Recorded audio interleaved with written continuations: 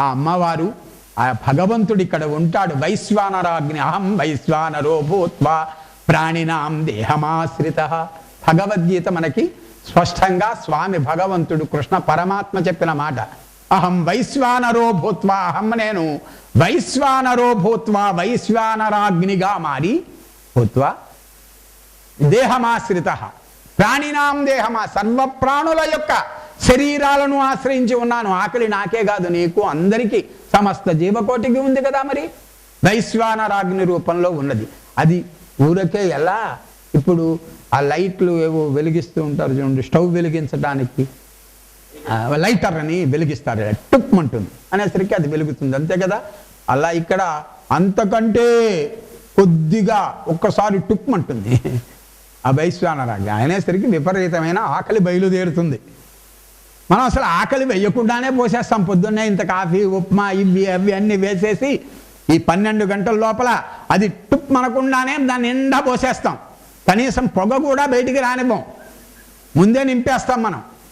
అది అసలు 12 గంటలకి అది అన్నప్పుడు ఆ సమయంలో అన్నం పెడితే అమృతోపమానంగా ఉండి నువ్వు ఏది తిన్నా దివ్యమైన శక్తిని ఇస్తుంది. అల్పమైనటువంటి అది ప్రాణ సంధారణ కొరకు నువ్వు మాత్రం ఇవ్వాలి ఆ సమయంలో. అది ప్రాణాధార్య. ఎందుకయ్యా ప్రాణం నిలబెట్టుకోవడం? తత్వ జిజ్ఞాసనార్థం. తత్వ జిజ్ఞాస అన్నారు. తత్ త్వం జిజ్ఞాస. తత్ అంటే అది ఆ రామచంద్రమూర్తి, త్వం నీవు జాగ్రత్తగా సాధన. ఇప్పుడే కాదు, అప్పుడెక్కడవుతాం? అగో గురువు గారు అయ్యారు మన శ్రీరామచరణ్ మహారాజు గారు. ఆయన సాధన ఎన్నేళ్ళు చేశారు, ఎన్ని జన్మలు చేశారు. ఆయన మంత్రపిండం చేసుకోగలిగారు శరీరాన్ని అంటే ఎన్ని జన్మలుగా చేస్తున్నారు. మనకేదో మన యోగం బాగుండి ఈ జన్మకి ఆ మహానుభావుడు గురువుగా దొరికాడు, ఆ మంత్రోపదేశాన్ని పొందారు. ఆ మంత్రం సామాన్యమైనది కాదు, దొరికాయో ఎక్కడ పడితే అక్కడ వినిపించేస్తోందని తేలిగ్గా అనుకోకండి. ఆ విశ్వాసం దాని ఎందుంటే దాని మహత్యం ఏంటో తెలుస్తుంది, చూద్దాం. మరి రామనామ విశేషం ఆ దాన్ని బట్టుకు మూలమంత్రం. అగో వాళ్ళు అటువంటి అది తత్వ జిజ్ఞాస. తత్వ జిజ్ఞాస, జిజ్ఞాస అంటే జ్ఞాతుమిచ్చ జిజ్ఞాస అని. జ్ఞాతుం తెలుసుకొనుటకు, జిజ్ఞాస కోరిక, ఇచ్ఛ. ఇచ్ఛ అంటే కోరిక, తెలుసుకోవాలనే కోరిక. ఏమిటి తెలుసుకోవాలనే కోరిక? తత్వం. ఆ రామచంద్రమూర్తే నీవు, నీవే ఆ రామచంద్రమూర్తి అనే విషయం తెలుసుకోవాలి. ఆ విషయం తెలుసుకోవాలనేటటువంటి కోరికను జిజ్ఞాస. తత్వం జిజ్ఞాసనార్థం. తత్వజ్ఞేయం. ఆ తెలుసుకుంటే ఏమిటే తత్వజ్ఞేయం? ఏన దుఃఖం న భూయ. దుఃఖం అనేది లేదు ఈ లోకంలో. పుట్టినప్పటి నుంచి చచ్చే వరకు కూడా ఏదో రకమైనటువంటి దుఃఖంతో బాధపడుతున్నాడు ప్రతి మానవుడు కూడా. అనేక రకాలైన దుఃఖాలు. ఇల్లుంటే వాకిలు లేదు, వాకిలు ఉంటే ఇల్లు లేదు, చదువు ఉంటే ఉద్యోగం లేదు, ఉద్యోగం ఉంటే చదువు లేదు, పెళ్ళైతే పిల్లలు లేరు, పిల్లలుంటే వాళ్ళకి చదువు రాదు, వాళ్ళకి చదువు వస్తే వాళ్ళకి ఉద్యోగాలు లేవు, పిల్లలు ఉన్నారు వాళ్ళకేమో పెళ్ళిళ్ళుగా లేదు. ఒకటా రెండా మూడా చెప్పలేం. ప్రతి సంసారంలోనూ ఏదో ఒక బాధ, ఏదో ఒక కష్టం అనుభవిస్తూనే ఉన్నారు. పుట్టినప్పటి నుంచి కూడా చచ్చే వరకు దుఃఖాన్ని పొందుతూనే ఉన్నారు. పోనీ పుడుతూ ఏమన్నా సుఖంగా పుడుతున్నారా? ఆనందంగా, ఓహో నేను ఫలానా అప్పుడు ఫలానా వారి ఇంట ఫలానా ఆవిడికి నేను జన్మిస్తున్నాను, ఇన్ని గంటలకి ఇన్ని నిమిషాలకని ఏమన్నా సంతోషంగా? పుడుతూనే ఏడుస్తున్నాడు. ఏడుపే పుడుతూనే ఏడుస్తాడు పిల్లవాడు. ఎవడైనా సరే, చక్రవర్తి అయినా సరే. పురిటింటన్ చరణంబు మెట్టి భువనంబుంజూచి గొంతుక బొంగురు ఓవన్ విలపింతువేమిటికి నీకు నాకలోకంబు క్రమర రాదోయి దిగంబరి. అడే అన్న బొను వచ్చేటప్పుడు ఏం లేదు, గౌను లేదు, పాడు లేదు, లాగు లేదు, కనీసం మొలతాడు కూడా లేదు. తల్లి కడుపులో నుంచి వచ్చేటప్పుడు అంతే కదా. దిగంబరి ఇతడి కామక్రోధ లోభాలకు గురి అయిపోవక తప్పదు. ఊరడిలి బంధువురాతముందన్పుమా ఊరున్ పేరును లేక ఏ గగనమందో లీనమయ్యున్న ఆత్మారామున్నిను రక్త మాంస ఘట మధ్యం వందు బంధించి నిస్సారంబైన మనుష్య మండల నివాస ప్రాప్తి శాసించినాడే రాజు అతడే సమర్థుడగునో ఈ ముక్తి నీకీయగన్. ఏడువ కన్నా నిన్ను వలె ఏడిచినారొకమారు భూపతులు కూడా. చక్రవర్తి అయినా ఏడవాలి, మహారాజు ఎవ్వడైనా పుట్టగానే ఏడవాలి. ఏడవకపోతే ఓ దెబ్బ కొట్టి ఏడిపిస్తుంది మంత్రసాని, ఓ గిల్లు గిల్లి. అప్పటికీ ఏడవలేదనుకోండి, ఏ రకంగానూ పిల్లాడు అయిపోయినట్టే తీసేయండి అంటారు. అంటే ఏడవాలి. బ్రతకడం అంటే ఏడవడం, దేనికో దానికి ఏడవడమే. బ్రతకడం అంటే ఏడవడం. ఏడవలేదంటే వాడు చచ్చిన వాడి కింద లెక్క. బ్రతికాడంటే ఏడవడం అన్నమాట లెక్క. అక్కడే చెప్పేస్తున్నాడు మనకి పుట్టగానే.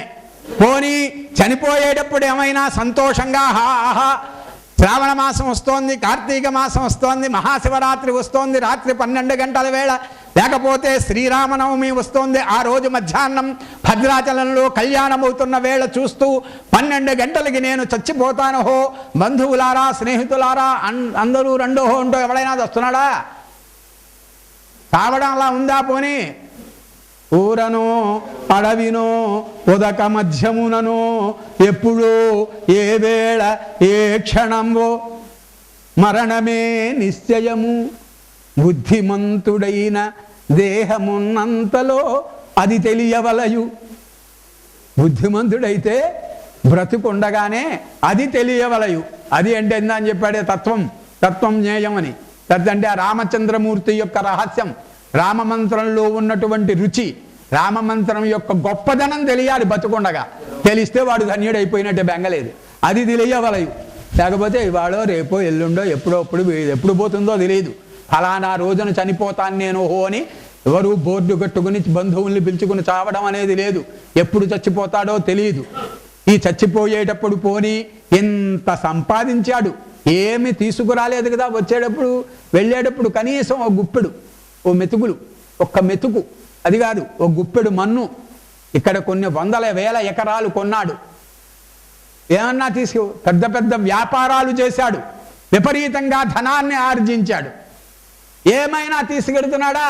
వెళ్ళేటప్పుడు ఒక్క రూపాయి తీసుకెళ్ళగలుగుతున్నాడా? ఏమీ లేదు. ఇక్కడి నుంచి ఇక్కడ ఉన్నంతసేపు నాది నాది నాది నాది నాది నాది, ఇది నాది, అది నాది, అది నాది, అవన్నీ నాది అయిపోవాలి. ఇప్పుడు దుంపదగా అన్నీ నీవే అయిపోయాయి. నువ్వేమన్నా బట్టికెడుతున్నావా? చీపురు పుల్ల పట్టుకెళ్ళేది లేదు ఇక్కడి నుంచి. లక్షాధికారైన లవణమన్నమెగాని మెరుగు బంగారం మృంగబోడు. విత్తమార్జన చేసి విర్రవీగుటె కాని కూడబెట్టిన సొమ్ము కుడువబోడు. పొందుగా మరుగైన భూమి లోపల బెట్టి దాన ధర్మము లేక దాచి దాచి ఉదకు దొంగల కిత్తురో దొరల కవునో తేనె జుంటి గలియవా తిరువరులకు భూషణ వికాస శ్రీధర్మపుర నివాస దుష్ట సంహార నరసింహ దురిత దూర అన్నాడు మహాను. చూసారా? మరి ఎవరైనా పోని బతికిళ్ళేది లేదు. ఈ మధ్యలో కొట్టుకు చావడానికి మాత్రం ఇది ఉపయోగపడుతోంది, వెళ్ళేటప్పుడు లేదు. నేను ఈ తత్వం జ్ఞేయం, ఈ దుఃఖమంతా తొలగిపోవాలి. ఏన దుఃఖం న భూయః. ఎప్పుడైతే ఒక మంచి గురువును ఆశ్రయించి ఆ గురుమంత్రమునందు లక్ష్యముంచితే అది నీకు సిద్ధిస్తే ఏన దుఃఖం న భూయః. దుఃఖం అనేది ఈ లోకంలో నీకు ఈషణ్మాత్రం ఉండదు. ఇహమునందు పరమునందు కూడా అన్నారు. అది ఐహికాముష్మికములు రెండింటి యందు అది విశేషం. మంత్రబలం ఏమిటంటే గురువు గారి యొక్క అనుగ్రహం చేత ఈ లోకమునందు పైలోకమునందు కూడా నీకు శక్తినిస్తుంది. ఆ విశ్వాసం నువ్వు దాని యందు ఉంచితే, ఆ మంత్రమునందు ఉంచితే ఆ శక్తి ఆ మంత్రమునందు ఉంటుంది, ఆ గురువు గారి యందు ఉంటుందో నీ యందు ఉంటుంది. ముందు నీ మీద ఉండాలి. నీ మీద నమ్మకం లేకపోతే మంత్రంలోనూ ఉండదు, గురువుగారిలోనూ ఉండదు. నీకు ఆ విశ్వాసం అనేది నీకు లేకపోతే.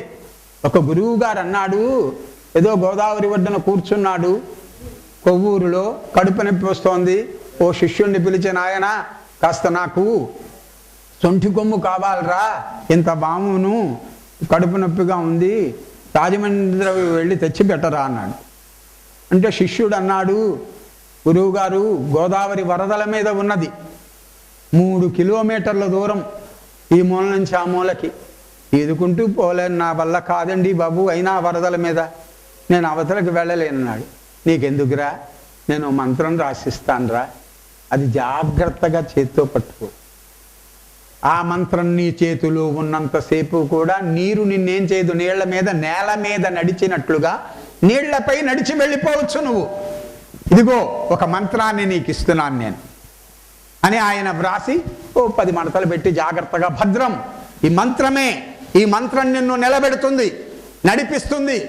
నువ్వు ఎలా నడుస్తున్నావో అలాగే నడుచుకుంటూ గోదావరిపై వెళ్ళిపోవచ్చు. నాకు సొంటి కొమ్ము తెచ్చి. గురువు గారు ఇవ్వండి బులే అన్నాడు. తీసుకున్నాడు. ఆ మంత్రం ఆయన ఇచ్చారు, అది పుచ్చుకున్నాడు. గురువుగారి మంత్రం ఇదిగో చేతిలో ఉంది. నేల మీద నడిచినట్లే నీటి మీద నడుస్తాను నేను అనుకుంటూ పరుగుని వెళ్ళిపోయాడు. ఆ ఆనందంతో, సంతోషంతో అలాగే గోదావరి మీద వెళ్ళిపోయాడు.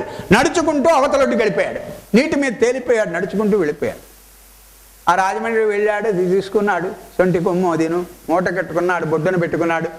ఓహో, నీటి మీద అంత ప్రవాహంలో కొట్టుకుపోకుండా గురువు గారి యొక్క మంత్రశక్తి చేత నడుస్తున్నాను నేను. ఎంత విశేషం ఇది! తెల్లవారేసరికల్లా మిగతా శిష్యులకు, బంధువులకు, స్నేహితులకు అందరికీ చెప్పాలి. ఈ మంత్రం చేతబుచ్చుకుని నీటి మీద, సముద్రం మీద నడుస్తూ ఉంటే రేపటి నుంచి జయ జయధ్వానాలతో ఎంత భలే బాగుంటుందనుకుంటూ ఎన్నో ఊహలు, ఆలోచనలు, సంతోషంతో పరుగున వచ్చేశాడు. యువతల ఒడ్డు దాకా వచ్చాడు. ఇంకా 10 గజాల దూరంలో అవతల ఒడ్డుకు చేరే లోపల వీడికి చిన్న అనుమానం వచ్చింది.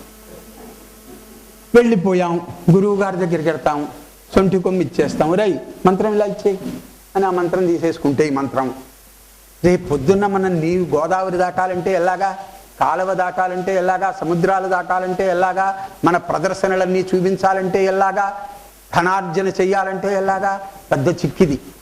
అందుచేత అసలు మంత్రం ఏమిటో చూసి మనం గనక పట్టేస్తే, ఆ మంత్రాన్ని మన గనక బాగా మననం చేసుకుంటే, ఈ కాగితం ఒక్క గురువు గారు తీసుకున్నా నాకు బెంగలై. తెల్లారి నుంచి ఆ మంత్ర బలం చేత తిరిగేస్తాను, నేను నీటి మీద నడిచేస్తూ ఉంటాను అన్నాడు. గబ మడతలు విప్పేశాడు. సరిగా కనిపించటం లేదు, ఎన్నో మడతలు ఉన్నాయి. ఆ లోపల చూస్తే జై శ్రీరామ్ అని ఉంది అక్కడ. పువ్వా జై శ్రీరామ్ మంత్రమా? నీటి మీద నడిపించే మంత్రమా ఇది?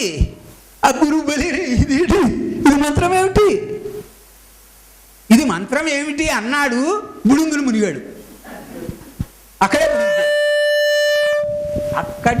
అక్కడి వరకునేమో విశ్వాసం అతనికి, గురువునందు నమ్మకం, గురువు గారు ఇచ్చిన మంత్రమునందు నమ్మకం.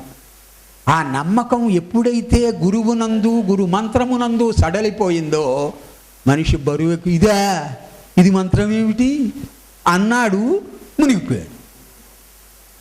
ఆ మంత్రమునందు నీకు ఉండాలి విశ్వాసం, గురువుగారి యందు ఆ నమ్మకం ఉండాలి.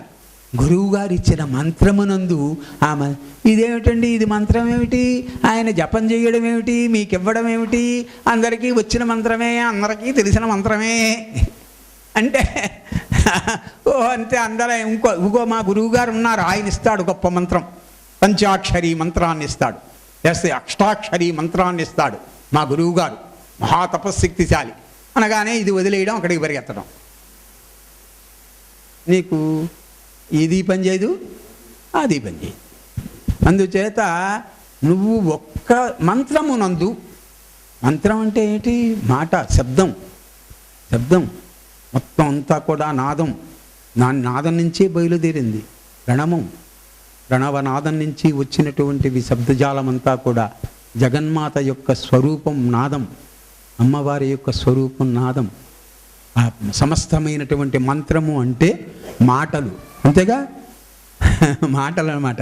అది దైవాధీనం జగత్సర్వం మంత్రాధీనంతు దైవతం, తన్మంత్రం బ్రాహ్మణాధీనం బ్రాహ్మణో మమ దైవత అన్నాడు. అందుకని దైవాధీనం జగత్సర్వం, ఈ లోకమంతా కూడా దైవాధీనము వలన నడుస్తోంది, దైవం నడిపిస్తోంది. మనం ఇక్కడికి వచ్చామంటే మన ప్రతాపం, మన గొప్పదనం కాదు, మన విశేషం కాదు, సత్యనారాయణ స్వామి వారి విశేషం. మన గురువు గారి యొక్క అనుగ్రహం. ఆ గురువు గారి అనుగ్రహం వల్ల అనవరం రాగలిగారు, ఇక్కడ కూర్చోగలిగారు, వినగలుగుతున్నారు. ఆ స్వామికి గనక ఇష్టం లేకపోతే కళ్ళు మూతలు పడతాయి, చెవులలో ఏదో దూరుతుంది, ఇక్కడి నుంచి లేచి వెళ్ళిపోతాం, లేదో అత్యవసరమైన పని వస్తుంది, లేకపోతే ఇప్పుడే ఫోన్ వస్తుంది, ఏమో అర్జెంట్, వెంటనే ఉన్న పళంగా బయలుదేరమని, దాంతో ఇక్కడి నుంచి వెళ్ళిపోతాం. ఆ స్వామి అనుగ్రహం ఉంటే సాగుతుంది ఏదైనా. ఆయన అనుగ్రహం, దైవానుగ్రహం, గురువు గారి అనుగ్రహం, గురు మంత్రము యొక్క అనుగ్రహం, మంత్రశక్తి వల్ల మనం నడుస్తోంది. దైవాధీనం అన్నాడు, అందుకనే దైవాధీనం, దైవమే నడిపిస్తోంది. స్వామివారు, ఆంజనేయ స్వామివారు లంకలో ప్రవేశించారు సీతాన్వేషణకై. తెల్లవార్లు తిరిగారు, గుమ్మం గుమ్మం ఎక్కాడు, ప్రతి గుమ్మం ఎక్కాడు, దిగాడు స్వామి. చెట్టు చెట్టు పుట్ట పుట్ట గాలించేశాడమ్మ ఆయన. ఎక్కడ చూసినా అమ్మవారు కనిపించదు. రాక్షసులను చూశాడు, వాళ్ళు తిరిగేవి చూశాడు, పుష్పక విమానం, రావణాసురుని చూశాడు, మండోదరిని చూశాడు, ఎక్కడా లేదు. తెల్లవారుజాము అయిపోయింది, 4:30 అయిపోయింది. ఏంటి అమ్మవారి దర్శనము, సీతా అమ్మవారి దర్శనం కాలేదు. వెనుదిరిగి వెళ్ళిపోదాం, మళ్ళీ వెళ్ళిపోదాం. వెళ్ళిపోతే రామచంద్రమూర్తికి కనిపించి సీతను చూడలేదు, అమ్మ నాకు కనిపించలేదని చెప్పాలి. ఇంకేమన్నా ఉందా? ఆ మాట చెప్తే ఆయన నిలబడతాడా?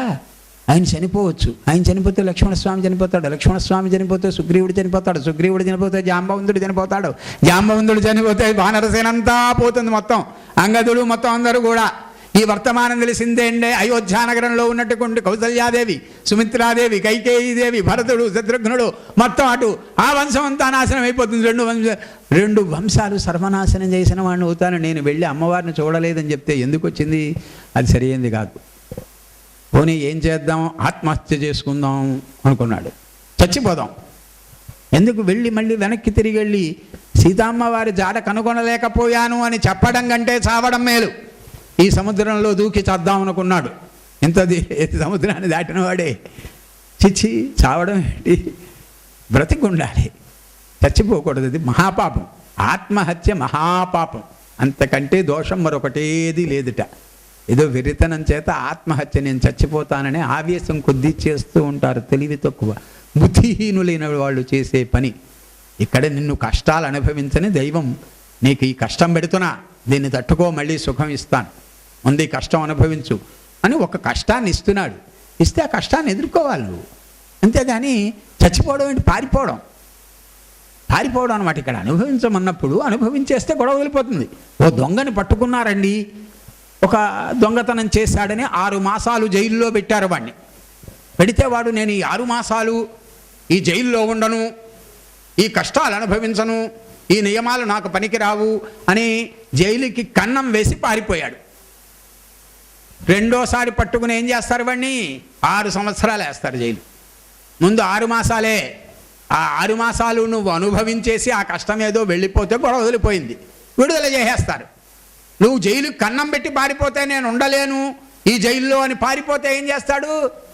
6 సంవత్సరాలు వేస్తాడు పట్టుకుని, పెద్ద శిక్ష వేస్తాడు జైలుకి కన్నం పెట్టినందుకు మరోటి. అలాగా భగవంతుడు నిన్ను ఇక్కడ ఈ కష్ట సుఖాలు అనుభవించు అని నిన్ను పంపించాడు. నీకు ఆయుర్దాయం ఇచ్చాడు ఆ రామచంద్రమూర్తి. అదేదో అనుభవించేసి ఆ కష్టమో సుఖమో అవతలపోతే వదిలిపోతుంది. జాడ కనుగొనలేకపోయాను, ఇదిగో నువ్వు ఇచ్చిన అంగుళీయకముని తిరిగి ఇస్తే రామచంద్రమూర్తి తట్టుకోలేడా మహానుభావుడు. అందుచేత నేను ఈ పని చేయను, ఆ పని చేయకూడదు. ఏం చేయాలి? రామనామం చేసుకోవాలి, దివ్యమైనటువంటిది రామనామాన్ని జపం చేసుకుంటుంటే జన్మధన్యమైపోతుంది. అబ్బా, చాలా బాగుంది. చెరువులు, రకరకములైనటువంటి పుష్పములు, రకరకములైనటువంటి వృక్షజాతులతో శోభాయమానంగా ఉంది, పక్షుల కలకలారావాలతో ఎంతో హాయిగా ఉంది. ఇక్కడే తెల్లవారులు చూసాం, ఇదేట్రా బాబు ఇక్కడికి రాలేదనుకుంటూ మళ్ళీ ఇంకో 2 గంటలు గెంతాడు. అమ్మవారి కనిపిస్తుంది నాకు. నేను తపంబు చేయ నిశ్చయమున్ పునరించితిన్, నేను తపంబు చేయ నిశ్చయమున్ పునరించితిన్, ఎదృచ్ఛానతమైకనంబడియే చయ్యనయీవని దీని లోపలం జానకి దేవితో చెడిని సర్వము దైవము తాని పౌరుషంబయినటులన్ కనంబడు నిరంతర భావ పరంపరామిషన్. అక్కడ ఆంజనేయ స్వామి వారు చెప్పిన మాట, నేను తపస్సు చేయాలి అని నిర్ణయం చేసుకున్నాను, ఈ పక్కకు వస్తే ఈ తోట కనిపిస్తోంది, ఈ తోటలో అమ్మవారి దర్శనం ఇస్తోంది. సర్వము దైవము యొక్క అనుగ్రహం వల్లే నడుస్తోంది అన్నాడు ఆయన. ఆంజనేయ స్వామి అన్నమాట ఇది, ఆంజనేయ స్వామి వారు అన్నమాట, మరి ఎవరెవరో చెప్పింది కాదు కదా, స్వామివారు చెప్పిన మాట. దైవాధీనం జగత్ సర్వం అన్నాడు. అందుకని దైవమునకు అనుకూలమై ఈ లోకం నడుస్తోంది. ఆ అనుగ్రహంతో వినగలుగుతున్నాం. ఇంతకు ఎందుకు వచ్చామంటే మనం ఆహారార్థం కర్మ కుర్యాదనింజం తత్యాహారం ప్రాణ సంధారణార్థం. ప్రాణాధార్య తత్వజి యొక్క అనుగ్రహం ఉండాలి. గురువు గారి అనుగ్రహం లేకుండా నీకు ఆ తత్వం తెలియదు, ఎవ్వరికీ తెలియదర్రా. మనం చదివే చదువులన్నీ ఒక రకం, ఆ చదువు వేరు, ఆ చదువు వేరు. అందుకనే ఆయన ప్రహ్లాదుడు చెప్తాడు, హిరణ్యకశిపుడు చదువని వాడు అజ్ఞుండగు చదివిన సదసద్వివేక చతురత గలుగున్ చదువగవలయును జనులకు చదివించగా ఆర్యులొద్ద చదువుము తండ్రి అన్నాడు హిరణ్యకశిపుడు. చదువని వాడు అజ్ఞుండగు, చదువుకోకపోతే అజ్ఞుడైపోతాడు, అడిగేం తెలియదు. చదువుకుంటే ఏమిటండి, సదసద్వివేక చతురత గలుగున్, ఇది మంచి ఇది చెడు అనేటటువంటి వివేక నైపుణ్యం చతురత గలుగున్, వెంటనే నిశ్చయం చేయగలవు. ఇది మంచి ఇది చెడు, ఇది ఆచరించగలిగినది ఇది